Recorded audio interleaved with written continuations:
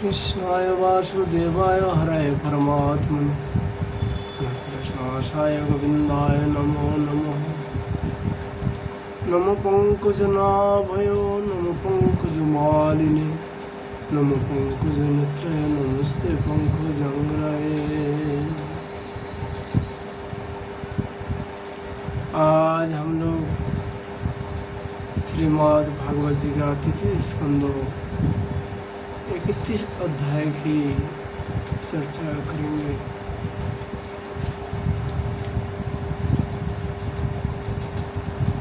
मनुष्य जुनियों को प्राप्त हुए जीव की गोतिया वर्णन। भगवानोवाच कर्मणाद्यैव नेत्रणं जन्तुर्देहोपपत्तये स्त्रिया प्रविष्ट उदरं पुंसमरेतं करुणाश्रयो। श्री भगवान जिन्हें कहते हैं माताजी, जब जीव को मनुष्य शरीर में जन्म लेना होता है तब वह भगवान की प्रेरणा से अपने पूर्व कर्मानुसार देह प्राप्ति के लिए पुरुष की बीजू कण के द्वारा स्त्री के उदर में प्रवेश करते हैं।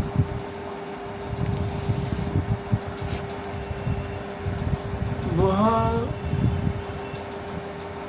एक रात्रि में स्त्री के रज में मिलकर एक रूप कलल बन जाता है। 5 रात्रियों में बुध रूप हो जाता है। 10 दिन में वीर के समान कुश कठिन हो जाता है और उसके बाद मांसपेशी अथवा अंडज प्राणियों में अंड के रूप में परिणत हो जाता है। 1 महीना में उसके सिर निकाल आता है। 2 मास में हाथ पांव आदि अंगों का विभाग हो जाता है और 3 मास में नाग रोम अस्थि चर्म स्त्री पुरुष के चिन्ह तथा अन्य छिद्र उत्पन्न हो जाता है। 4 मास में उसमें मांसादि 7 धातु पैदा हो जाती है। 5वें महीना में भूख प्यास लगने लगती है और 6ठे मास में चिल्ली के लिपट कर वह दाहिनी कोख में घूमने लगती है। उस समय माता के खाए हुए अन्न जल आदि से उसकी सब धातुएं पुष्टि होने लगती है और वह कृमि आदि जंतुओं के उत्पत्ति स्थान उस जघन्य मल मूत्र के गर्भ में पड़ा रहता है। वह सुकुमार तो होता ही है, इसलिए जब वहाँ के भूखे कीड़े उसके अंग प्रत्यंगों नोचते हैं तो अत्यंत क्लेश के कारण वह खन खन में अचेत हो जाता है। माता के खाए हुए करे हुए तीखे गरम नमकीन रूखे और खट्टे आदि उग्र पदार्थों का स्पर्श होने से उसके सारे शरीर में पीड़ा होने लगती है। वह जब माता के गर्भाशय में झिल्ली से लिपटा और हाथों से घिरा रहता है, उसका सिर पेट की ओर तथा पेट और गर्दन कुंडलाकार मुड़े रहते हैं। वह पिंजरा में बंद पक्षियों के समान पराधीन एवं अंगों को हिलाने डुलाने में भी असमर्थ रहता है। इसी समय अदृष्टि की प्रेरणा से उसे स्मरण शक्ति प्राप्त होती है तो अब उनमें सैकड़ों जन्मों के कर्म याद आ जाते हैं और वह बेचैन हो जाता है तथा उसका दम घुटने लगती है। वो इसी अवस्था में उसे क्या शांति मिल सकती है।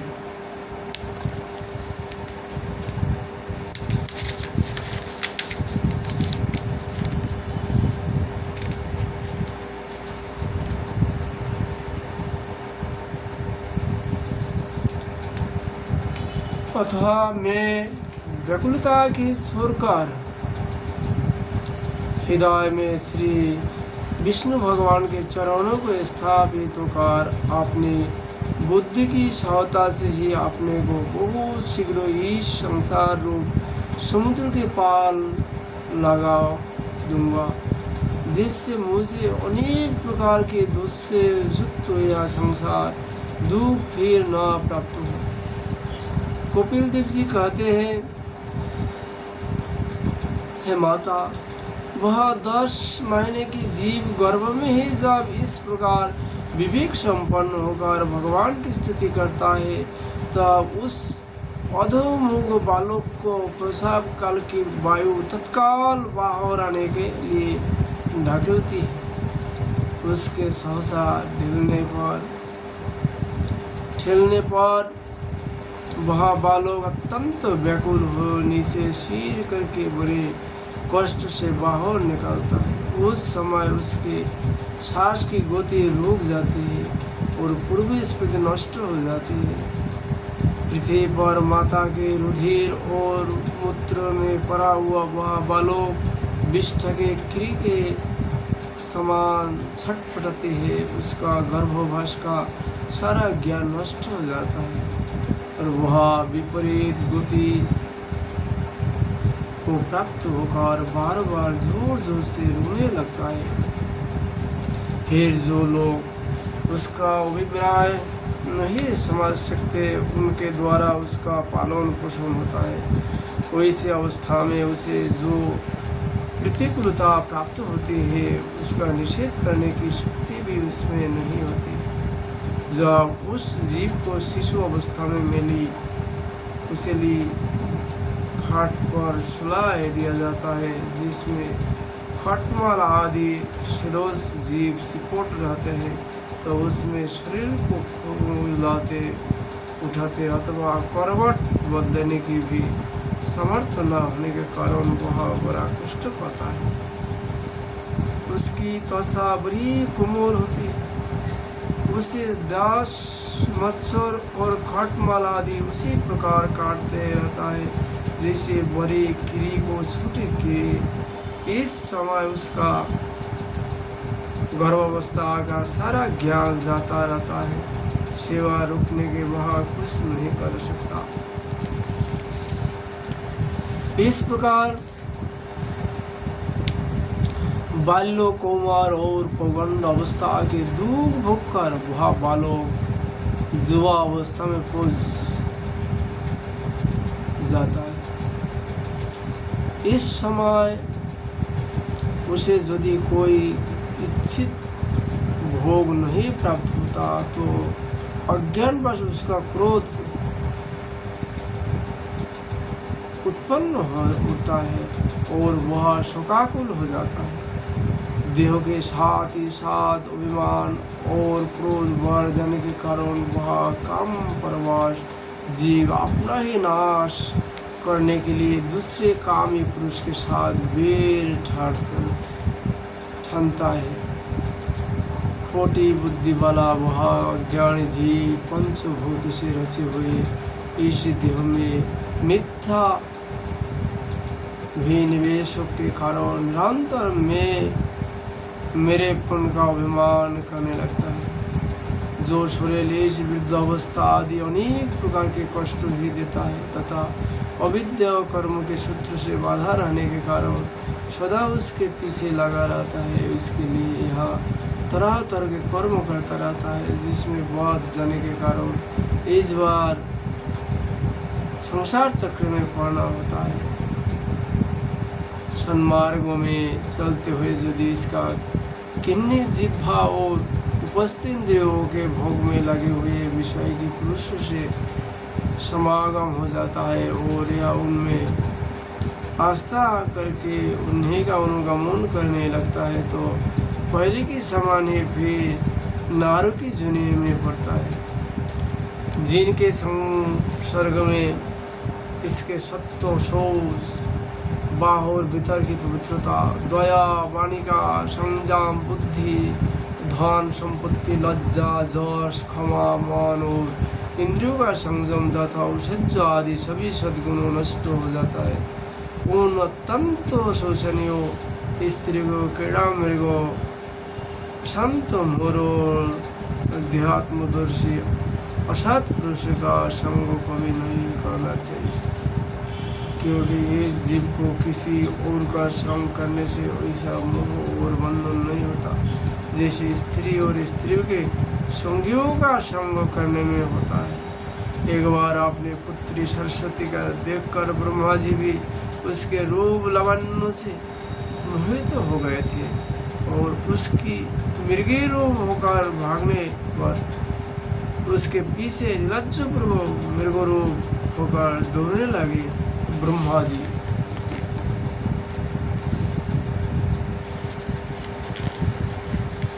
जो ये संसार को रचने वाले हैं, ये यदि माया से वास नहीं सके, स्त्री रूपी माया से, साधारण मनुष्य किस प्रकार स्त्री को संगत करके वो माया से बच सकता है। वास्तव में जो लोग स्त्रियों से खिलवाड़ करते हैं, ये भवसागर पार करने का कोई इनको उपाय नहीं। माताओं के भी यही नियम है।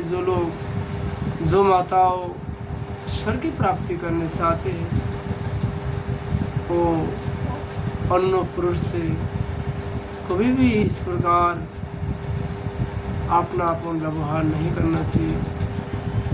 यदि अन्य पुरुष से खिलवाड़ करे तो वो व्यक्ति, वो स्त्री कभी भी भगवत प्राप्ति नहीं हो सकता।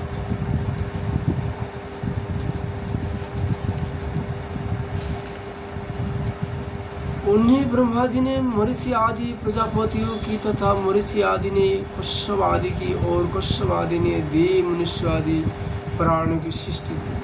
और इसमें एक ऋषि प्रवाद नारायण को छोड़कर वैसा कौन पुरुष हो सकता है जिसकी बुद्धि स्थिर रूपिणी माया से मोहित ना हो। ओहो, मेरी इस स्त्री रूपिणी माया का बल तो देखो, जो आपने भ्रुकुटी विलास मात्र से बड़े बड़े दिग्गजई वीरों को भी पैरों से कुचल देता है। जो पुरुष योग के परम पद पर आरूढ़ होना चाहता हो अथवा जिसे मेरी सेवा के प्रभाव से आत्मा अनात्मा का विवेक हो गया हो, वह स्त्रियों का संग कभी ना करे, क्योंकि उनने वैसे पुरुष के लिए नरक का खुला द्वार बताया गया। भगवान के रहस्य हुए यहाँ जो स्त्री रूपिणी माया धीरे धीरे सेवा आदि के मिस से पास आती है, इसी तिनकों से ढके हुए कुएं के समान आपने मृत्यु ही समझो है। फिर तो पहले तो वो स्त्री माया सेवा का भाव से आते, फिर उस साधक के द्वारा उसने अपना ही सेवा करवाते, क्योंकि माया का काम इस प्रकार उल्टा ही होता है। इसलिए जो लोग भावसागर पार होने चाहते वे स्त्री भी माया से उस बार दूर में रहना चाहिए।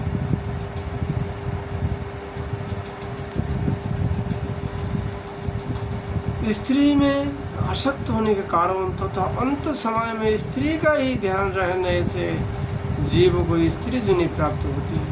इस प्रकार स्त्री जुनियों को प्राप्त हुआ जीव पुरुष में प्रतीत होने वाली मेरी माया को भी धन पुत्र और गृह आदि देने वाला अपना पिता माता रहता है। इसी सो जिस प्रकार वेदों का गान कान में प्रिय लगने पर भी बेचारे भले भले पशु पक्षियों को फंसाकर उनके नाश का ही कारण होता है, उसी प्रकार उन पुत्र पुत्री और गृह आदि को विधाताओं को निश्चित की हुई अपनी मृत्यु ही जाने। देवी जीव के उपाधि भूत लिंग देह के द्वारा पुरुष एक लोक से दूसरे लोक में जाता है और अपने प्राप्त कर्मों को भोगता हुआ निरंतर अन्य देहों को प्राप्ति के लिए दूसरे कर्मों करता रहता है।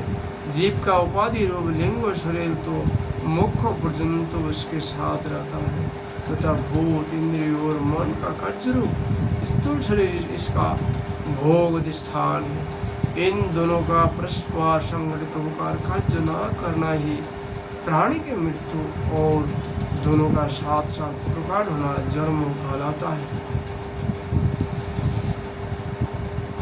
पदार्थ की उपलब्धि की स्थान रूप स्थूल शरीर में जब उनकी ग्रहण करने की योग्यता नहीं रहती है, यह उसका मरण है और यह स्थूल शरीर ही मैं हूँ, इस अभिमान के साथ उसे देखना उसका जन्म है। नेत्र में जब किसी दोष के कारण रूपादि को देखने की योग्यता नहीं रहती, तब उनमें रहने वाली सूक्ष्म इंद्रियों में रूप में देखने में समर्थ हो जाते हैं। नेत्र और उनमें रहने वाली इंद्रियों दोनों ही रूप देखने में असमर्थ हो जाती है।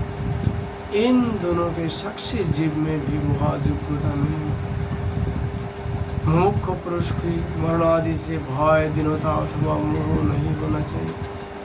उसी जीव के स्वरूप को जानकर धैर्यपूर्वक निसंग भाव से विचारना चाहिए तथा इस मायामय संसार में योग वैराग्य युक्त सम्यक ज्ञानमयी बुद्धि से शरीर को निरापक निक्षेप धरोहर की भांति रखकर उसकी प्रति अनासक्त रहते हुए विचारण करना चाहिए।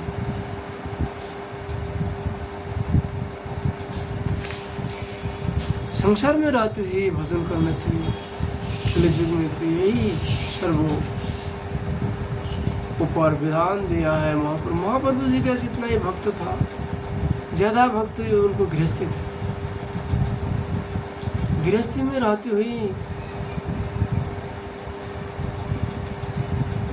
विरक्त रूप में भजन करने से, विरक्त का मतलब यह है किसी से आसक्ति नहीं है। जिस प्रकार बैंक का मैनेजर बैंक में जाते हैं, कभी भी सोचता नहीं है मेरा बैंक है, उनको हरदम ध्यान में रहते हैं मैं नौकर हूँ, वे बैंक सरकार का है, मैं अपनी जिम्मेदारी निभा रहा हूँ। इसी प्रकार संसार में रहते हैं जीव को। ये संसार ठाकुर जी का है, हमें जिम्मेदारी दिया है, इसलिए मैं इस संसार की जिम्मेदारी निभा रहा हूँ। ये पुत्र परिवार कुछ भी मेरा नहीं है, केवल ठाकुर जी को दिया हुआ जिम्मेदारी निभा रहा हूँ। इस प्रकार शक्ति होकर ईश्वर का भजन करने से अवश्य अनुभव होगा, यह हमारा विश्वास है। आज भगवान की उपदेश है ही विश्राम करता हूँ।